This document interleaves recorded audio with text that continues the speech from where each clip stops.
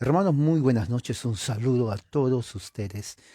Tengo 6 de la tarde aquí en el sur de California, un minuto. Y bueno, hoy es viernes 9 de septiembre de 2022 y vamos a continuar entonces con nuestro estudio de la reforma en Ginebra, cómo inicia la reforma en Ginebra y así pasa en toda Europa hasta que llega aquí a los Estados Unidos, de lo cual para el siglo XIX se esparce en todo Latinoamérica, México, Centro y Sudamérica. Prácticamente Latinoamérica no conoce la reforma, tal vez no una forma total, pero mejor dicho, grupos reformados entran a Latinoamérica más o menos a mediados del siglo XIX, o sea, prácticamente es la reforma tardía. Y no hubo reforma en Latinoamérica, no lo hay. Son grupos esparcidos muy pequeñitos que entran a formar sus misiones, sus iglesias. Antes de seguir, entonces vamos a hacer una oración. Padre, gracias Señor, en el nombre de Jesucristo venimos para tener conocimiento de la historia y de cómo tú a través de los siglos has estado expandiendo tu reino. En el nombre de Jesucristo te lo pido, amén. Muy bien, eh, lo que vamos a hacer hoy, voy a leer acerca de el volumen 2, el libro 4 de las instituciones de Juan Calvino. Um, es el capítulo 1 de los medios y propósitos por el cual Dios nos invita dentro de la sociedad de Cristo para mantenernos allí. La sociedad de Cristo prácticamente es la iglesia. ¿Ok? Voy a leer entrada 7 que habla sobre la iglesia invisible y la iglesia visible. Y luego también el 9 que habla sobre las marcas de la iglesia y nuestra aplicación eh, para nuestro juicio correcto. Y bueno, es muy importante lo que vamos a leer porque tiene que ver con la doctrina de la iglesia. La doctrina de la iglesia. ¿Qué más? Bueno, esto es muy importante porque recuerde que la, Latinoamérica, ¿cómo se forma? Si usted le pregunta, ¿de dónde es México? El país más conocido, México. Y no es porque discrimino a otros, sino que es más conocido, el país más grande, México. Cuando entra la cultura española a México, cuando digo cultura española es Iglesia Católica Romana, no, México conquista. Y aquí dice, ¿no? Todo lo tenemos en, uh, dice aquí febrero de 1519, conquista de México. Ya lo sabe. Eh, Febrero de 1519, conquista México. No, no, no reformados, no luteranos. No existía todavía el presbiterianismo. No existía grupos calvinistas. Todavía nada. Pero viene tanto en México como en Centroamérica y Sudamérica la corona española, la religión católica romana, de la cual es nuestra cultura. Ya sea que usted esté o no de acuerdo, no quiera, maldiga al Papa lo que hace, pero su cultura es católica romana. Eso es innegable, ¿ok? O sea, no quiero escuchar o que me escriban, no, pero yo no creo, no soy católico, eso no me importa que sea o no. El hecho es que usted nace en una cultura católica. Se acabó. Así así es, ¿ok? Así es. Yo no soy católico romano. Yo fui criado en una familia cristiana, católica romana, bautizado desde pequeño en la iglesia católica romana, cristiano, nunca fui pagano. En mi casa no se adoraba Buda, en mi casa no se adoraba Mahoma, ni a ninguna deidad, no, no, no, no, no. Cristiano, Jesucristo, la Trinidad, claro, bien cristiano, bien cristiano. Sí, señor, bien cristiano. ¿Ok?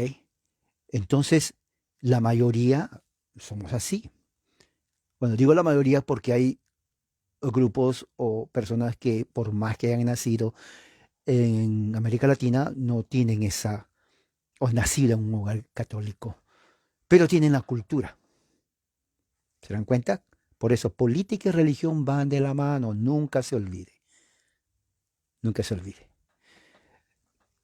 Entonces, dentro de ese contexto del siglo XVI, estamos nosotros estudiando el origen de la Reforma. Si la Iglesia Católica Romana viene de la antigüedad, y México, Centro y Sudamérica, católicos romanos, de nuestra cultura. Por eso hablamos español de España. ¿Cómo es esto de la Reforma? ¿No? Por ejemplo, los que dicen, yo no soy católico, que por aquí yo soy evangélico. Bueno, no estamos hablando de los evangélicos de origen estadounidense. Yo ya hablé, ya tengo varios videos, semanas antes que ya hablé, así que no voy a hablar de eso. Simplemente para reiterar que evangélicos y pentecostales no son reformados, no son protestantes, peor presbiterianos, son una secta, un movimiento de origen estadounidense, siglo XX, estadounidense. Todo aquel que pertenece a cualquier secta evangélica no es de la Reforma ni protestante, es norteamericano estadounidense, escríbalo. Espérese. Aquí está.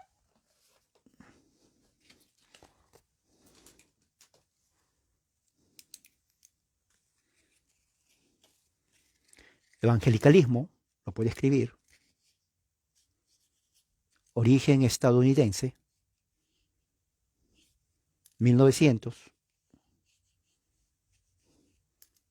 varios independientes predicadores que se forman en el siglo anterior. ¿Se dan cuenta? Así es, no protestaron de nada. Se dividieron, se dividieron. Pero cuando se habla de la reforma, se tiene que, del punto de vista histórico, ir al siglo XVI. Porque es en el siglo XVI donde aparece todo esto. Revoluciones, ¿no? Especialmente desde el punto de vista religioso dentro del cristianismo occidental. Dentro del seno de la Iglesia Católica Romana. Del Sacro Imperio Romano. Recuerde, Sacro Imperio Romano. ¿Okay? Es muy importante el contexto cultural. Entonces, dentro de ese Sacro Imperio Romano, ¿no? Empieza, bueno, ya había personas que protestaban contra la política católica romana, contra el papado, muchos siglos antes de Lutero, ¿ok? En Europa. Pero aunque ellos tenían una intención muy buena de volver a la simplicidad y pristinidad de la fe cristiana, muchos de ellos estaban llenos de herejías, sinceramente. Mucha energía. O sea, por más de que ellos querían purificar, entre comillas, la iglesia, bueno, ellos también estaban contaminados con herejías. ¿Ok? Eso es muy importante tener en cuenta. O sea, no vas a decir yo quiero purificar la iglesia. La idea es bajo qué autoridad y dónde te vas a amparar. Una cosa es separarse, ya no voy a ir a esa iglesia, no hay problema. Pero otra cosa es decir, ahora voy a fundar mi iglesia. Ahí hay una gran diferencia. Usted puede dejar de asistir a una iglesia, digamos, catolicismo, pero de ahí a decir, ahora yo voy a fundar mi iglesia, hay una gran diferencia. Porque fundar una iglesia no es como abrir un negocio, ¿no? Uno puede abrir, ok, yo voy a vender a partir de ahora zapatos. Bueno, saca su licencia, vende zapatos, usted no comete ningún pecado. El otro dice, bueno, yo no voy a vender zapatos, voy a vender, no sé, camisas. No hay problema, es negocio. Pero la iglesia, aunque muchos lo han hecho negocio, no es negocio. O sea, por más que no me guste una congregación, yo no puedo salir y decir, bueno, a partir de ahora, mañana voy a fundar mi iglesia, la única verdadera del mundo. Es más, aunque lo haga, como muchos lo han hecho, no tiene validez ante Dios. No tiene validez. Por eso digo, el día domingo muchas de esas sectas no tienen validez. Honestamente, mi opinión, pierden el tiempo. Es así. Pierden el tiempo. Porque no tienen autoridad de haberse creado. Okay, eso es muy importante que tengan en cuenta eso.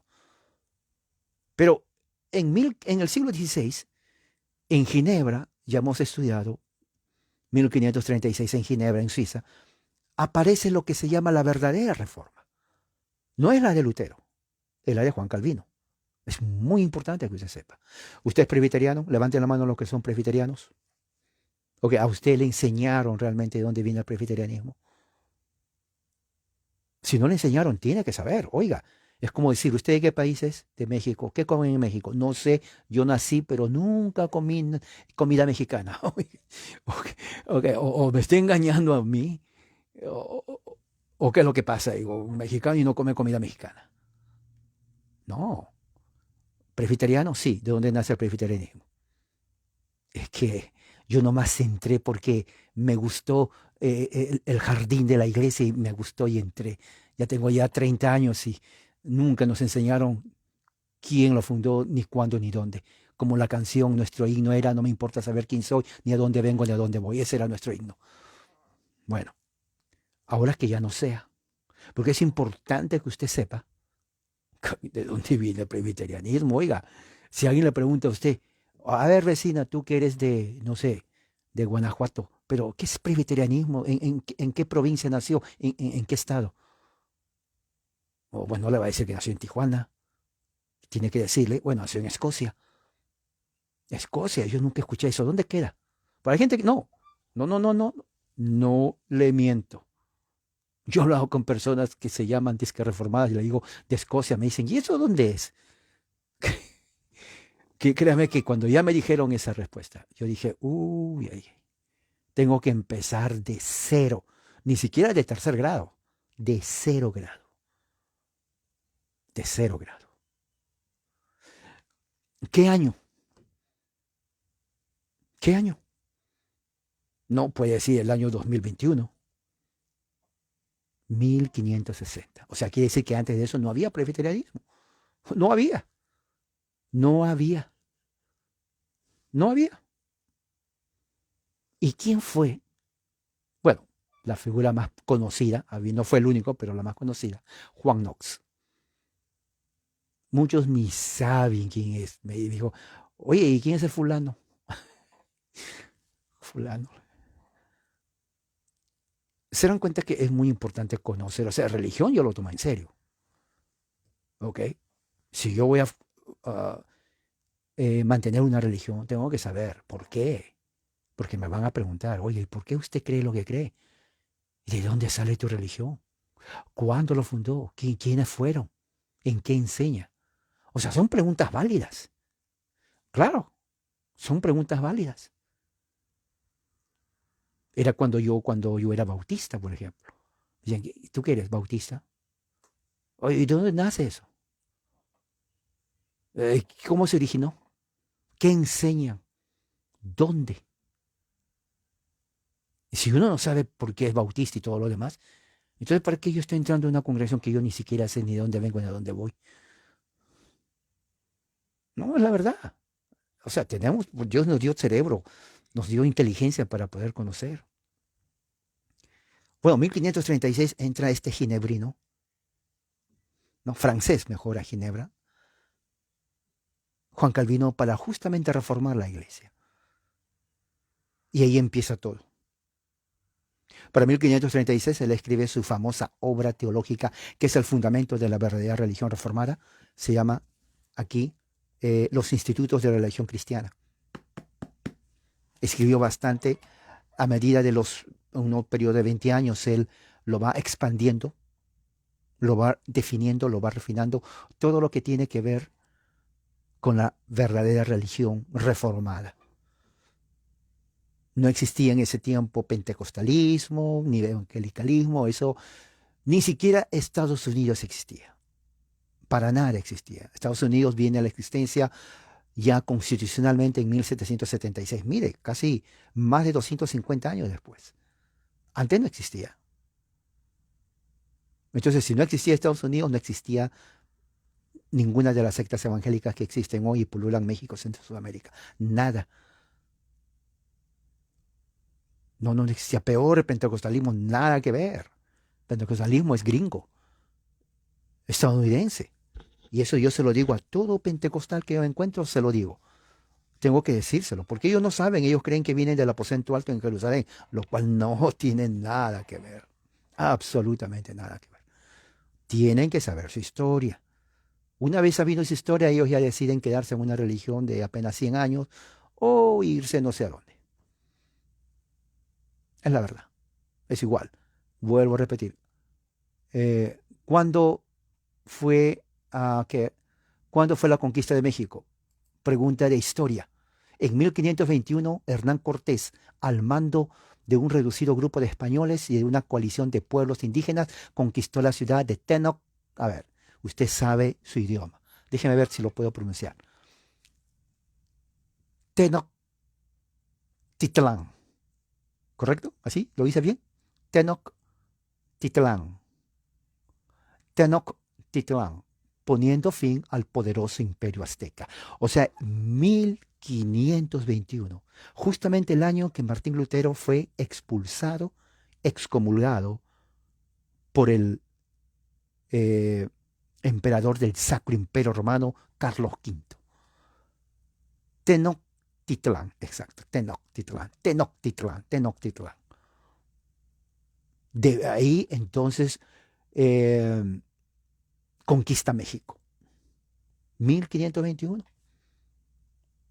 Cultura española, religión católica romana. Pero el mismo año en Europa se estaba expulsando, excomulgando a Martín Lutero por haberse rebelado contra el poder papal. Pero ahí no termina todo. Unos 16 años después, más o menos, un francés llega a Ginebra llamado Juan Calvino. Fue él el que realmente expande, elabora, define y desarrolla lo que se llama la Reforma, no Martín Lutero. Y él escribe esta obra. Ya había explicado anteriormente cómo empieza la Reforma en Ginebra, no lo voy a repetir, está en mis otros videos. Pero el punto es la iglesia. ¿Qué es la iglesia? ¿Por qué reformar la iglesia? ¿Por qué ese afán de la iglesia? Porque si no se entiende el concepto de iglesia, entonces ¿cómo se va a reformar algo que no se entiende? Ya estaba la Iglesia Católica Romana. ¿Por qué había de reformarse entonces? ¿Cuál fue el problema? Y esas son preguntas válidas que hasta ahora existe el debate entre católicos romanos y teólogos reformados, ya sea luteranos, ya sea anglicanos, ya sea presbiterianos, inclusive bautistas, nombrando las principales corrientes, ¿no? Pero voy a leer lo que para Juan Calvino entendía como iglesia visible e invisible. Ese es uno de sus escritos, porque esta es la base de la teología presbiteriana. ¿Ok? Quiere entender mucho, me dicen, ¿puede explicarme la teología reformada? Bueno, voy a leer de aquí. Voy a leerlo esto, porque es muy importante. No es idea mía, esto es lo que Juan Calvino lo expone y viene a formar parte de las confesiones de Westminster, tanto el Catecismo Mayor como el Catecismo Menor y otras confesiones más reformadas durante el siglo XVI. Entonces la entrada 7 es la iglesia invisible y visible. Cito, así dice Calvino. ¿Cómo vamos a juzgar la iglesia visible? El cual entra dentro de nuestro conocimiento. Es, yo creo, dice Calvino, ya está evidente de acuerdo a lo que se discutió arribamente. Porque hemos dicho que las Santas Escrituras habla de la iglesia de dos formas. A veces por el término iglesia quiere decir aquella la cual actualmente está en la presencia de Dios, en lo cual ninguna persona es recibida, al menos que sean hijos de Dios por la gracia de la adopción. Yo siempre tengo aquí mis marcadores, tengo más marcadores. La gracia de la adopción y verdaderos miembros de Cristo por la santificación del Santo Espíritu. ¿Qué más? Dice entonces, realmente la iglesia incluye no solo los santos presentes que están vivos en la tierra, pero todos aquellos electos desde el principio del mundo. A medida, sin embargo, el nombre iglesia se designa a la multitud completa de hombres que están esparcidos sobre la tierra, que profesan adorar un Dios y un Cristo. ¿Ok? Por el bautismo nosotros somos iniciados en la fe en Él. Esto es muy importante. Esta es teología reformada. Por eso digo, hago la diferencia muy puntual. Nosotros no somos evangélicos ni pentecostales. Nosotros somos reformados. Porque el evangelicalismo viene recién en el siglo XX, cuando se forman los Estados Unidos de América. Para 1536 no existía ni Estados Unidos de América, menos las sectas evangélicas. Así que ellos están fuera del mapa. Fuera del mapa. No tienen herencia aquí ellos. Es la verdad. Porque eso es religión estadounidense. Ni siquiera norteamericana, porque Norteamérica implica parte de México y Canadá, Estados Unidos en el medio. Entonces ni siquiera se puede decir norteamericana. Es estadounidense siglo XX. Pero no existía eso. ¿Ok? No existía, para nada. Fuera del mapa. Entonces, ¿qué dice aquí? Por el bautismo somos iniciados en la fe en Cristo. ¿No? Participando en la cena del Señor, nosotros afirmamos nuestra unidad en la verdadera doctrina y en el amor. En la palabra del Señor estamos de acuerdo y a través de la predicación de la palabra, el ministro instituido por Cristo es preservada. O sea, según Calvino, cuando uno predica la palabra de Dios, entonces el ministerio de la palabra de Dios fue instituida por Cristo y así se preserva por la predicación verdadera de la palabra de Dios. ¿Ok? En esta iglesia están mezclados hipócritas que tienen nada que ver con Cristo, pero solamente de nombre y de apariencia. Ahora, esto es muy importante. Escúcheme bien, lo voy a repetir, porque esto tiene que ver mucho con una pregunta que me hicieron por ahí cuando puse con todo mi respeto, a la memoria de la reina Isabel II de Inglaterra. Yo doy honor a su memoria, ¿no? Y por ahí siempre hay personas que no tienen criterio. Lamentablemente, la mayoría son evangélicos. Por eso vuelvo a repetir. Si usted me pidió solicitud a mi página, lea lo que creo. Porque muchos piden solicitud, pero no saben dónde están entrando. Lea, ahí está mi perfil. Presbiteriano, reformado, salmodia exclusiva. No somos evangélicos, no somos pentecostales. Creemos en la Escritura, en la Cena del Señor, como sacramentos, bautizamos niños de los creyentes. O sea, prácticamente es la reforma presbiteriana histórica. Creemos en las confesiones históricas, confesión de Westminster, catecismo mayor y menor en Westminster, de Heidelberg, la confesión belga y otras más. Entonces, muchas personas entran, no saben lo que yo creo y comienzan, nunca comentan y al final solamente entran y a criticar sin sentido.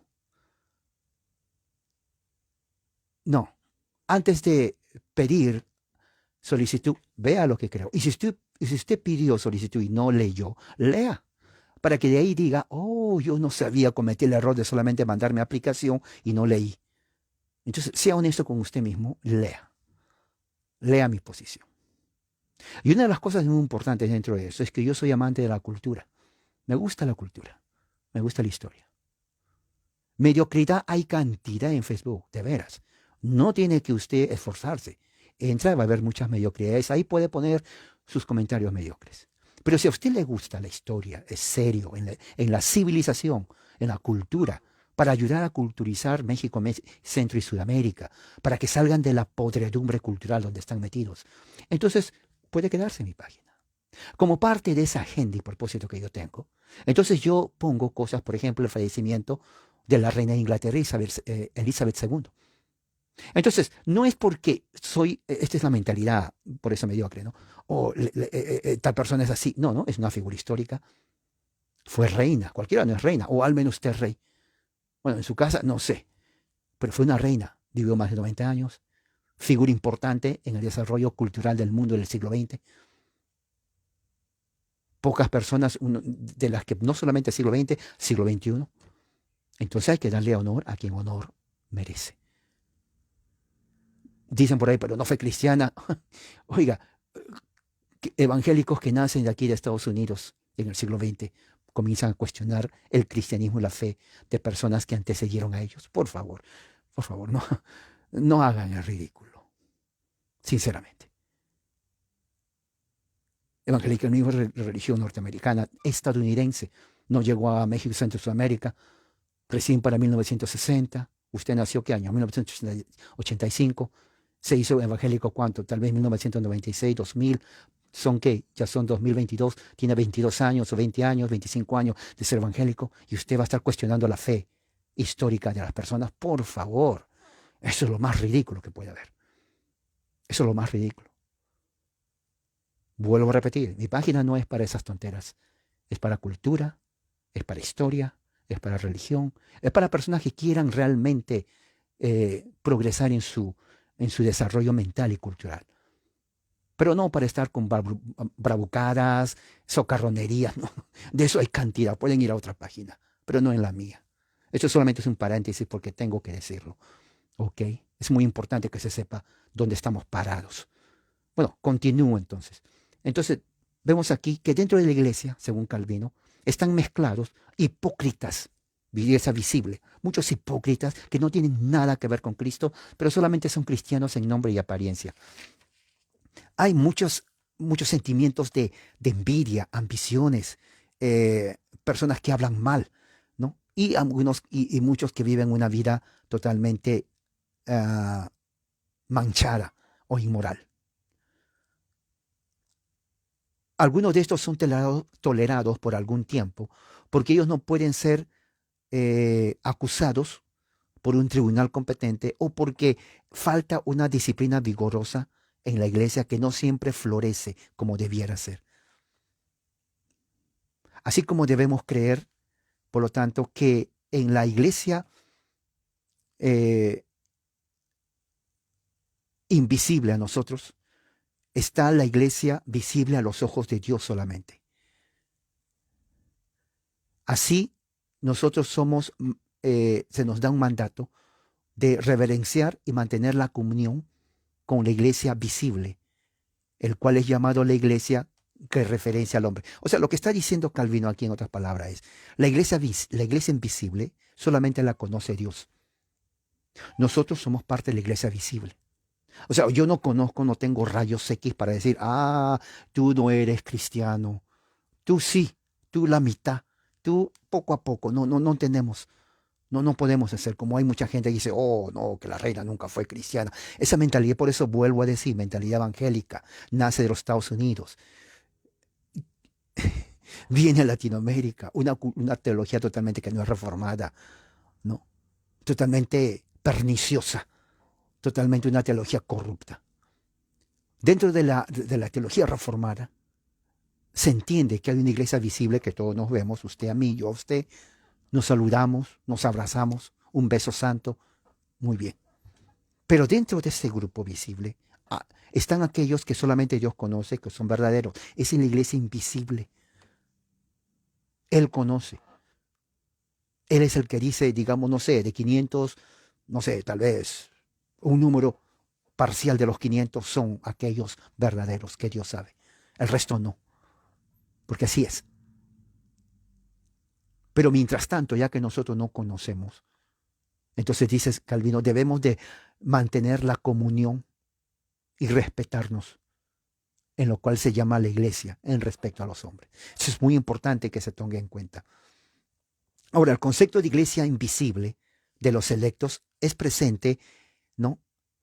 En los escritos del San Agustín y también empleado de una forma habitual por Wycliffe.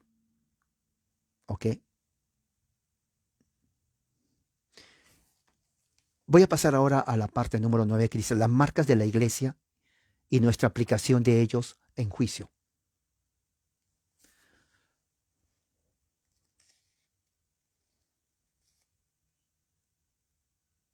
Ok, de las marcas de la iglesia, entonces hace que nosotros podamos, o la marca de la iglesia se convierten en algo visible en nuestros ojos.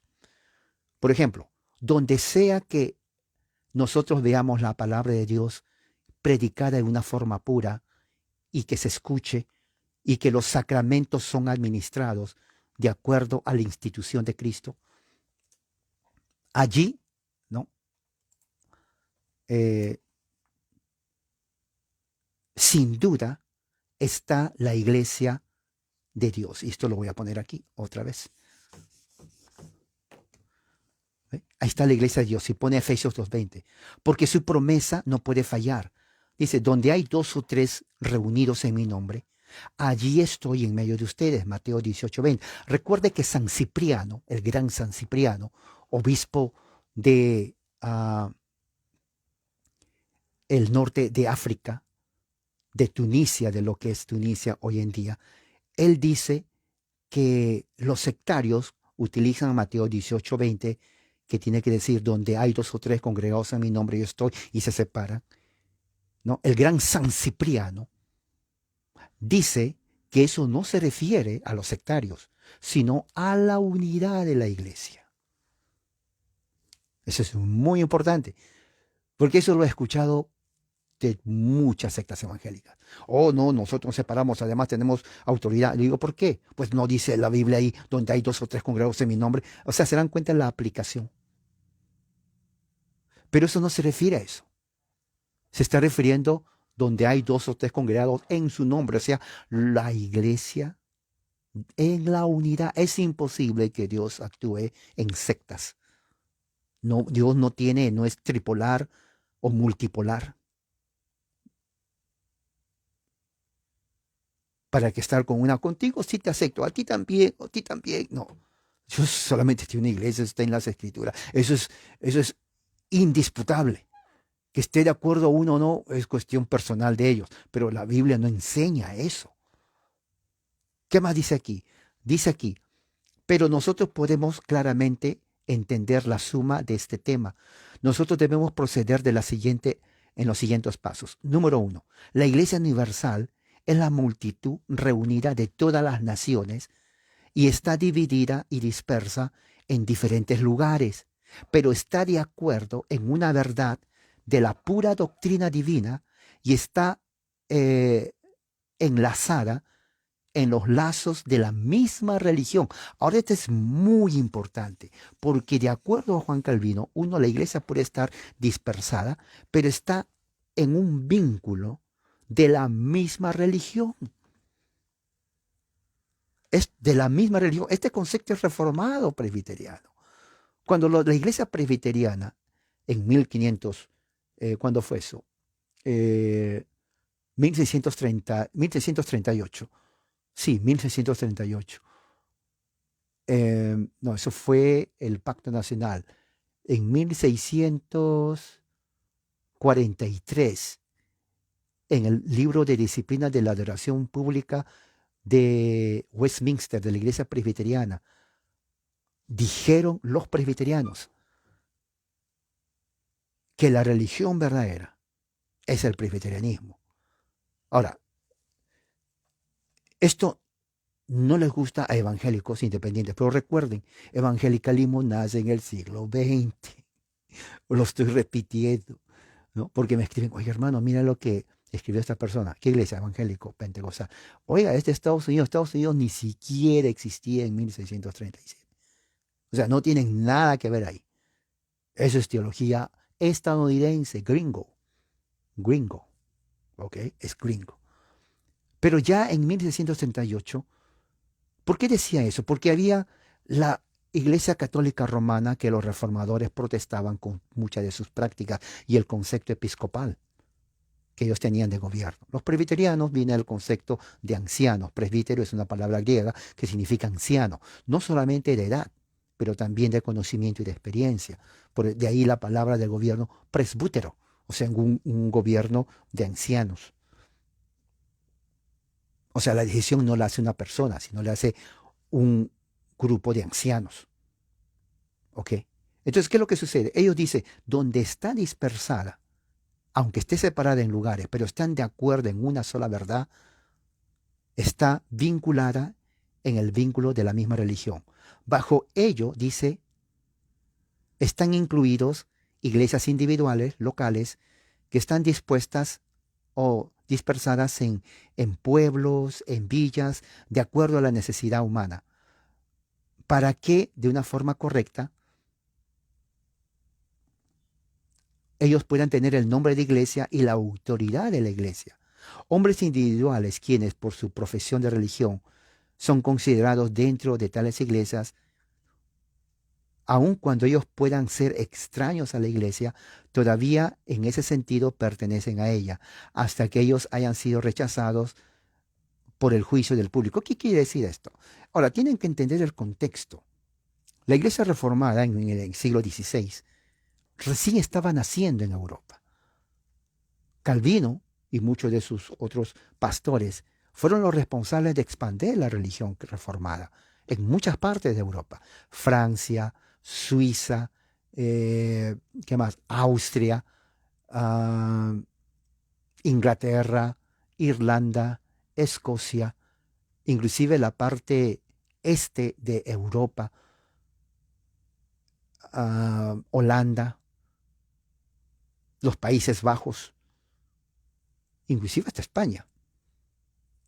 Entonces, había muchas congregaciones independientes que les gustaba y querían ser parte de la reforma. Entonces, a ellos, Juan Calvino dice, aún aquellos que sean extraños a la iglesia, aún en ese sentido, pertenecen a ella, hasta que sean rechazados por un juicio público. O sea, mientras la iglesia en forma general no los rechace, ok, son parte de la iglesia. Ahora, esto es algo un poco confuso, porque muchas de esas sectas, al no tener ministros preparados, cometían muchas herejías, porque nadie les enseñaba. Entonces, uno de los, diríamos aquí, de las fallas, diríamos así, hablando humanamente, de la reforma, uno de los grandes, bueno, no quiero decir fracasos, pero peligros o riesgos que cayó la reforma, es que dio lugar a grupos religiosos o sectas que ni siquiera eran parte de la reforma. ¿Me entiende? ¿Por qué? Porque ya no estaban bajo la autoridad papal. Entonces, al no estar bajo la autoridad papal, ellos, de ahí nace la idea, bueno, no seguimos a hombres sino a Cristo, aunque parezca mentira. Y ellos en ese sentido creían, interpretaban la Biblia como ellos pensaban, cayendo en herejías y apostasía de una manera terrible, de una manera terrible. ¿Me entienden? Ah, hay, sin embargo, una base apenas diferente de juicio referente a hombres individuales e iglesias. Porque dice, porque nosotros, porque puede pasar que nosotros debemos tratar a hermanos, a personas como hermanos, contarles como que sean creyentes, ¿no? Aquellos que nosotros pensamos que todavía están dentro de la comunión, al menos que pensemos que no son dignos de la comunidad.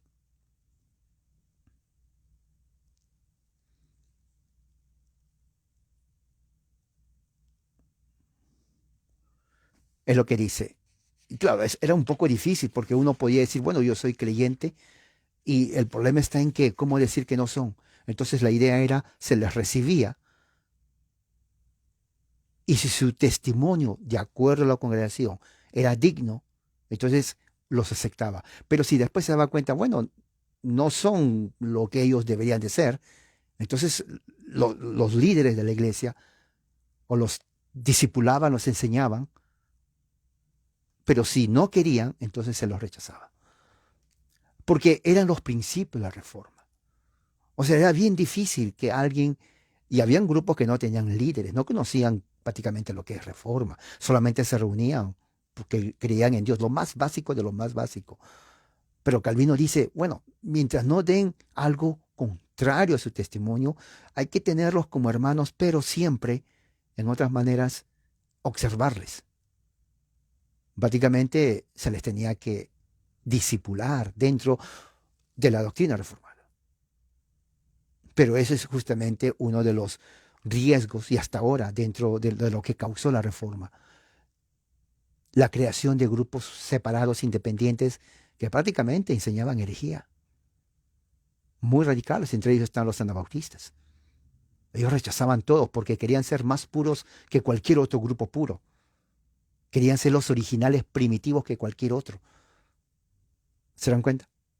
O sea, el afán del hombre de ser más puro en doctrina ha llevado a muchos, y lamentablemente estos grupos son sectarios. Claro, la idea de ellos, la intención puede ser, diríamos, noble, ¿no? Querer vivir de acuerdo a la verdad, pero una verdad que ya le llevaba al borde de la herejía, porque no había nadie, no tenía autoridad a quien someterse, no creían eso. O sea, era bien imposible que uno vaya y diga, bueno, déjeme enseñarle. No, no aceptaban eso. No aceptaban. Porque en su mente está, no, no aceptamos a nadie, solamente nosotros. O sea, al decir eso se estaban sectarizando, estaban formando cultos. Y de esos habían cantidad. En Inglaterra, en el siglo XVII, hubo cantidad. Sectas de todo tipo, habidas y por haber. Increíble. Fue una explosión increíble, ¿no? Eh, y bueno,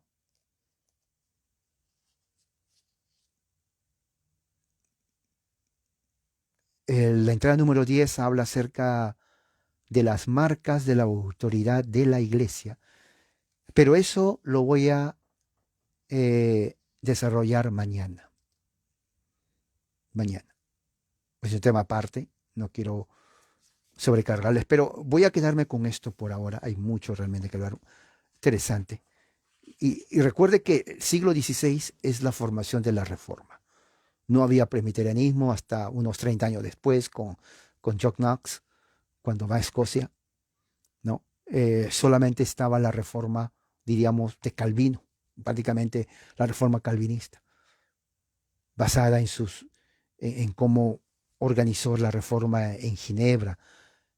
Mucho de Suiza era ya reformado, pero era una reforma, diríamos, incipiente. No había eh, otros grupos reformados. Bueno, el luteranismo en Alemania, pero en sí la reforma era calvinista. Y de ahí poco a poco, en los próximos 30 años, va a dónde va a Escocia con Knox, Irlanda, y ahí la influencia de Calvino comienza a desarrollarse en Inglaterra dentro de los teólogos anglicanos, que aceptaron, leyeron los escritos de Calvino y de otros más, y comenzaron ellos a querer reformar desde adentro la iglesia anglicana. Y ahí eso es un tema muy importante que lo vamos a tener que tocar, porque de ahí es donde surgen los precisionistas, a quienes los anglicanos lo llamaban en son de burla los puritanos. ¿Por qué lo llamaban así?